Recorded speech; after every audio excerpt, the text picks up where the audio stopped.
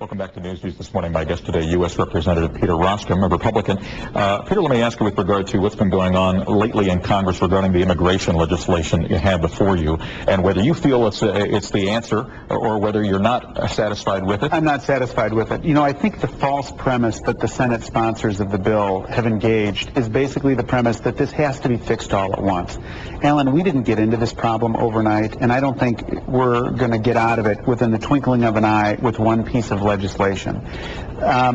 Our country needs the satisfaction that our borders are secure, and they're not. They're not secure right now. And I think that we first and foremost have to secure the borders.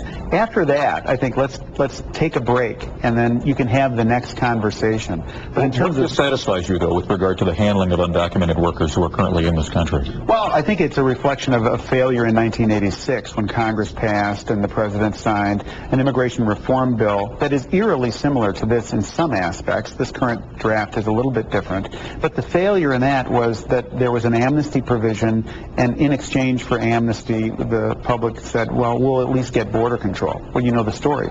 The amnesty provision came forward, but the border control piece didn't come forward. 10-to-1 phone calls into my office from moms and pops, and I know folks, you know, these are regular folks that aren't calling their congressman, usually 10-to-1 against this bill. Just very, very harsh feelings. There have been improvements, though, in border security, at least according to the federal government with regard to what they see. Listen, I mean, the trend line is good. The Congress in the last Congress enacted the Fence Act, as you know, that ironically calls for 700 miles of fence. The Senate bill says we're going to only require 370 miles of fence. It's actually a step backwards. 370 miles of fence before the other portions of the bill are triggered. So I think there's just not the sense that the border's under control. And until there is that sense, I don't think the public's ready for the next conversation. Gasoline right now, and its impact on people. You see the prices here that people have been facing. There's regular at $3.98.9, and of course you go further up the scale here with your premium gasolines, you're paying well over $4 in some cases.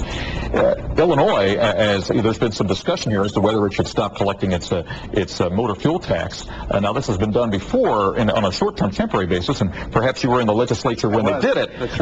One could argue, well, did it work or did it not? Those in the industry have said, well, it didn't work because it didn't do anything to give us greater supply or to really provide long-term relief. But what's your thoughts on this? Well, it's a short-term and a long-term problem. Short-term, you could take 6% off the price of gasoline, because in Illinois we literally tax our taxes. We have an underlying motor fuel tax and then a sales tax that's put on top of that, which is outrageous. So the state should not tax the same quantity or the same entity twice.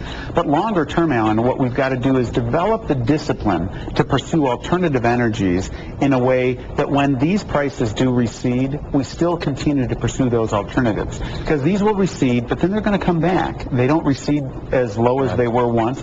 There's a couple other factors. We have attainment areas as it relates to EPA and so forth that make boutique gasolines very, very expensive. Well, and this is the situation in the Chicago market, is that you have a different refining formula for environmental reasons, but they're not the same around the country. And some have argued that we get penalized, so to speak, here in Chicago because of that. And is there something that could be done at the federal level? You can change the standards so that the standards aren't so tiny, so that you have a broader standard, so that, for example, you could sell Chicago gasoline in Milwaukee. You could sell Chicago gasoline in St. Louis or Indianapolis, and broaden the net of the attainment areas so that you're not making a commodity so narrow in its market and in its sale. So you spent a good deal of time down in Springfield, and we have some video, I know, from whenever you were serving down in there. You were a state representative. Mike Madigan, of course, was the speaker then, as he is now. When you were in the state Senate, you had Emil Jones there, the Senate president, as he is now as well. You served under the same governor then and now, of course, the chief executive, Governor Rod Blagojevich. You've got the Democrats controlling both houses of the General Assembly, of course, all the statewide elected offices.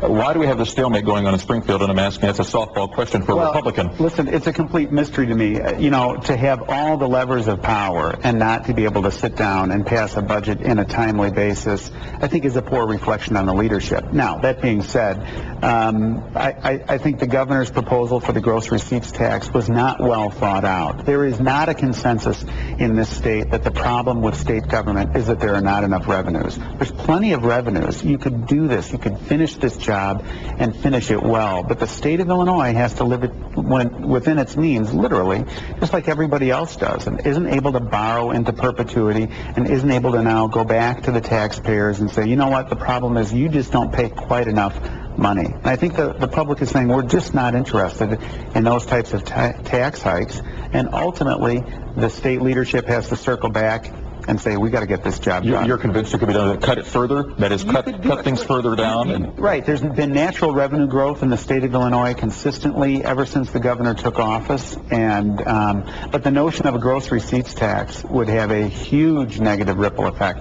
on our economy, and I'm glad it's been rejected. Not well received in the legislature, No. obviously. Well, Congressman, thank you very much. It's great to have you here. Look forward to having you back as you continue to get your feet not just wet in Washington, but diving right into it. So, thank you. Thanks very much. I'm Alan Krashesky. Thanks for stopping by here on News Views. Hope you enjoy the rest of your weekend. Let's get back to the news now.